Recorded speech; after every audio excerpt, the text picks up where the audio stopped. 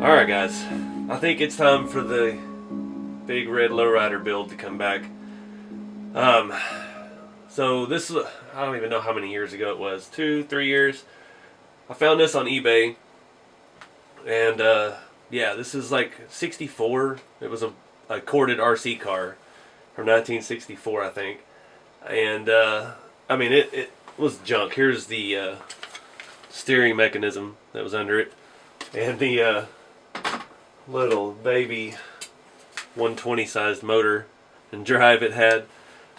Not to mention it was wired. I have the controller somewhere over there on a shelf, but I got a little carried away. I did this, this was before I built the first rat rod, or before I built the number 2 back there.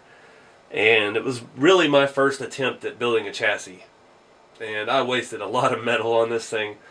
Tried to build big step notch in the rear, big step up in the front, trying to integrate, well, I was trying to use a Tamiya TAO2 front independent suspension because that was all I had laying around. And it was coming together a little bit. The frame was not great because, like I said, it was my first try.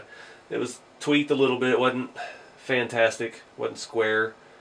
And I had to cut a bunch of stuff out of the trunk to clear the rear axle, and it just never panned out. Now that I've got, well, what, 4-5 rat rods under my belt, lots of chassis work. I've learned a lot about how to do it, and you know, with the tools I've got and everything, it may be time to bring this thing back. But one of the big problems I had with this was tire and wheel. And where are they? I think I used to mock it up with these. They fit well under there, and it's a good size. You know, it looks like a 14-inch wheel on this thing, but that all-terrain tread just doesn't do it. So I had an epiphany the other night. I think I was falling asleep in bed, thinking about the big red lowrider. Sexy. But I thought I've got the axles, why not use the original tires? So this is an original tire. It is hollow. It is drift car. That's immediately, I was against it before, but now it's like, that would hold up to be a drift car. But the biggest problem I've got with this right now is I'm missing a hubcap. This car is 100% complete minus the mirror and one hubcap. And I just got on eBay that they have a mirror on there for sale, but it's like $25 plus shipping. They can get the whole grill for like $15 shipped, but the mirror, I guess that's probably the most common piece missing. They want 20, it'd be about 27 bucks. So I think I may snatch that up here in a minute. I hate to spend that much on it, but there are no hubcaps. So I know after I posted this video, several other folks, somebody on Instagram had gotten one. They candy painted it, and it looked fantastic. I don't remember what wheels and tires they used, but if anybody knows the whereabouts of a hubcap for this, please get in touch with me. I would like to buy it. I think we can make this work. The rears have a kind of a spline, one, and I think we can adapt this pretty easily. If not, we can do it, and we'll figure out a way if we've got to use some plastic weld and some hexes and who knows what. We'll get this on there.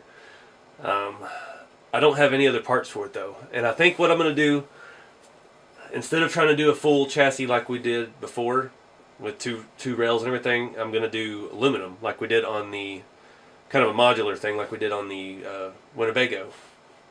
Because that Winnebago was just so quick and so clean and simple. And now this is plastic. This is old. It's brittle, so I can't use the body as a structure like we did on the Winnebago, being steel. But I think we can get away with using aluminum strips and stuff for the frame and tie it into the body and keep it a lot simpler than what I was dealing with before. So up front, I don't know what to do. I want it to be bagged. I want to put air ride on it. I've got my Pro Air RC kit, and surely this thing is about, I don't know what scale, 1/6 scale. It's huge. We've got plenty of room to work with for the air struts. We can make it work this time. And this body is all plastic. The interior is the most heavy thing that we've got. I'll show you more of that here in a minute in case you hadn't seen the other video, but I think we can make that work. Using aluminum for the chassis to keep the weight down. We've got room, we can angle the air cylinders underneath the hood, straight up and down. No cantilevers, no overcomplicated BS, just straight up and down struts, and make it work. So, yeah, I just need a hubcap. But let me show you the interior again. This is what really sold it for me. This interior is fantastic. This isn't really anything. It's kind of like a Lincoln Mercury Cadillac Oldsmobile mix mash thing of mid-60s glory, but the dash and interior really look like some kind of Lincoln or Thunderbird-ish. It's filthy, but it's got a big oval wheel. It's got gauges down here, gauges up there, needles on them. The shifter even moves. I mean, the seats have backs and door handles and stuff on it. It's super detailed. Even the visors fold up. I mean, how cool is that? Windshield's a little worse for the wear, but it's there. The only other one for sale right now on eBay has no windshield. It's missing a wheel or a hubcap or something too. It had the driver, which is just a solid colored piece of plastic, but it was pretty bad shape. So the interior on this thing is phenomenal, and that was another reason I was struggling with the frame, because there's only about a little less than half an inch between the floorboard and the ground when it's sitting on the rockers, and to keep it low, you got to work within that space. So front motor, drive shaft may be out of the question. We may have to do something crazy out back and put a rear motor. So I don't know yet what we're going to do. This is just finally getting this thing back out and looking at it again. I've been putting it off because I've got so many other projects, but I really want to get this thing going again. And I don't know, maybe we can find something with suspension that we can, or chassis that we can stretch and just make work. Like we did the Knight Rider body that we did in the video a week or so ago. That's so small, nothing really fits it. But this thing is so huge, you might could almost get a slash rear axle, gearbox, everything underneath the back. It's so big.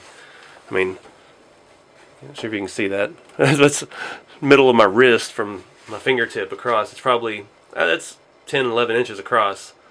So we've got some space to work with. But I really do need another hubcap. So if anybody knows where one is, put me in touch with somebody or get in touch with me and see if we can make it happen. Let me flip it over here and show you what we're working with. Alright, so you can see out back, the trunk is almost all gone. I hacked the trunk all to snot. To clear the tires and the axle and the frame rails, had to come up, go across and come back up, make a big step notch. And yeah, so the trunk won't even stay on. It keeps falling off. So we're probably going to have to permanently mount the trunk, which is not a big deal. I'm not terribly worried about it. I'm not into opening doors and stuff. Oh, we're losing our door trim here. But we've got a good amount of space here. I didn't remember, along the sides. So I don't know if we could incorporate that somehow into our chassis. But the floorboard's huge. Not a lot of room for a drive shaft. It would have to be a foot long to make it happen. That was part of the problem too before, is I was looking at carrier bearings and drive shafts upon drive shaft, and it just wasn't really feasible. So if we could throw a little buggy rear end in here, mount these tires to it, have the motor hanging off the back, sitting in the trunk, that might actually be perfect. The only thing we have to run up front is wires for the steering servo and lights eventually if we do that. This does have lenses, so we might could throw some LEDs behind it and make it look cool like we did the Tonka. But yeah, let me show you up front a little better. And there's just tons of space up here up front. I mean, that's the full length of my hand. I'm a tall guy. I've got long fingers, so a lot of space to work with. But getting front suspension is going to be the biggest thing. I don't know if it's going to be independent. I don't know if we're going to go the straight axle route. I don't even know what kind of axle we're going to need. Actually, that twin hammer is just looking at me funny. Let me grab it. Well, we might have found our donor vehicle. I really, really wanted to drive the twin hammers. I've never had one before. I've always wanted one, but this could work. Except the live rear axle is going to be where we're going to put a motor and transmission at. That's the only downside. The front end is perfect, and those big tires, there's still room to turn quite a bit. So if we throw one of these on here, it'll be tucked in just a little bit more, give us full lock steering. Let's see how the back fits just for grins. I don't know, guys. That could work. That could work. So I got some brainstorming to do. Let's see what we can come up with here.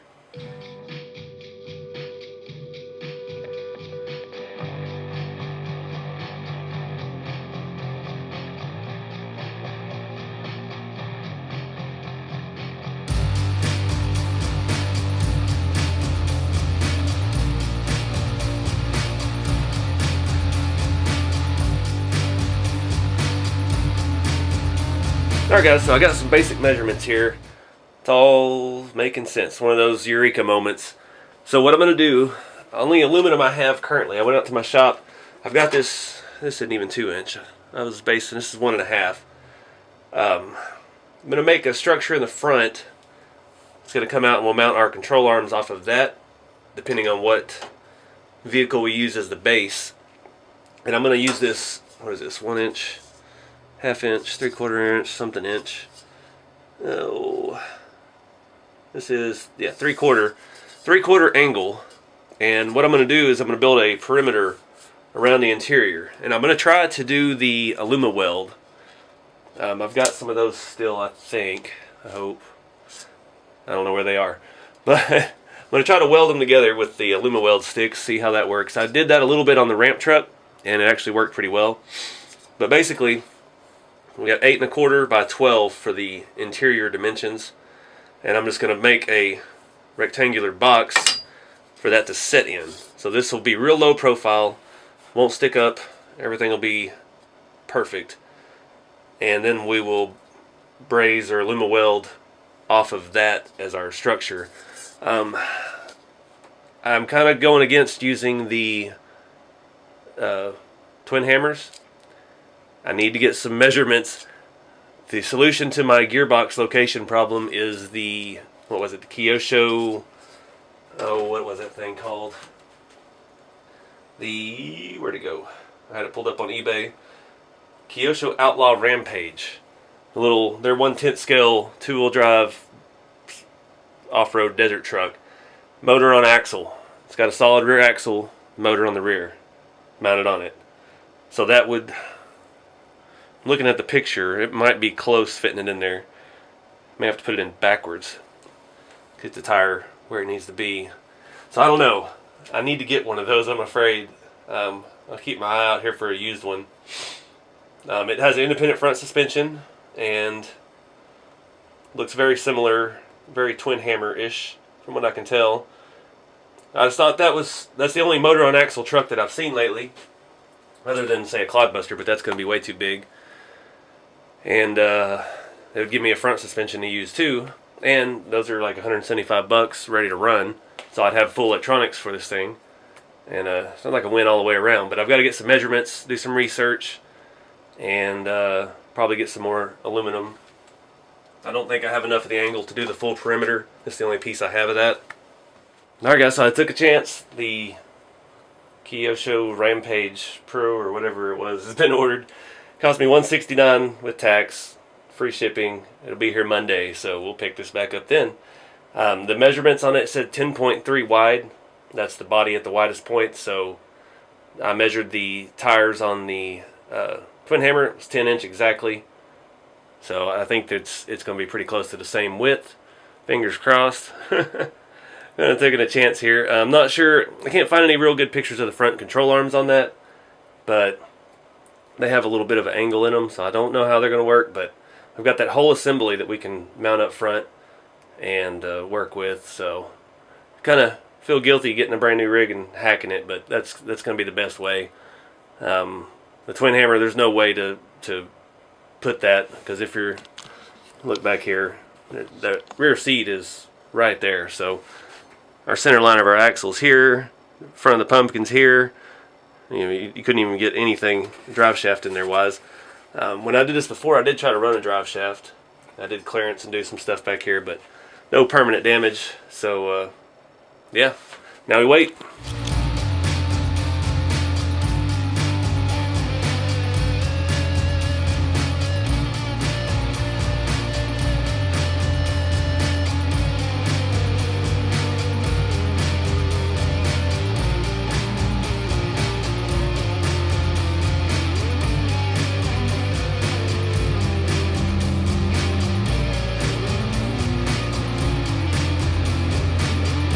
Alright guys, so that's as far as I can get on the frame for now. I'm not going to try to weld it or braze it or anything yet. I'm going to wait till we get the donor truck in and we'll have axles, and then we can really start looking at suspension and what we're going to need in the back. So I didn't have any more of this thin angle. I did have some thicker angle, and I thought that would be better because this is going to have to be where our suspension comes from. So we are probably going to need something that comes up. There's some convenient screws here, which may allow us to mount something off of here onto the body and not have to have frame rails come all the way to the back, which will save a lot of metal and weight, because the Pro Air RC kit is going to take up a little bit of weight. Let me grab one of these cylinders. So depending on axle placement and where these shocks and stuff mount, I mean, at a little bit of an angle like that, like a normal shock with full compression, we should have plenty of room in here. Get the thing to compress. So I don't know how much lift, I don't know nothing. This body is fairly lightweight, so I think we will be okay. But what else? But yeah, if anybody out there knows the whereabouts of one of these hubcaps, I need it. So hit me up in the comments or on Facebook or Instagram. A little close-up look of it. Again, these are hollow. I don't know how well they're pretty stout stuff. I can't really get it to flex. So I think they'll hold up to some drifting. I won't be able to run across the gravel road with it, but I think we'll be able to have some fun with it. Yeah, so it's about a week before my Kyosho gets here. So I'm going to put this on the back burner because we got a couple other builds coming in hot and fast. But I'm going to wrap this one up, and appreciate everybody watching. And be sure to like, subscribe, and share, and follow along on Instagram, Facebook, and wherever. And to keep it scale, I will see y'all in the next video.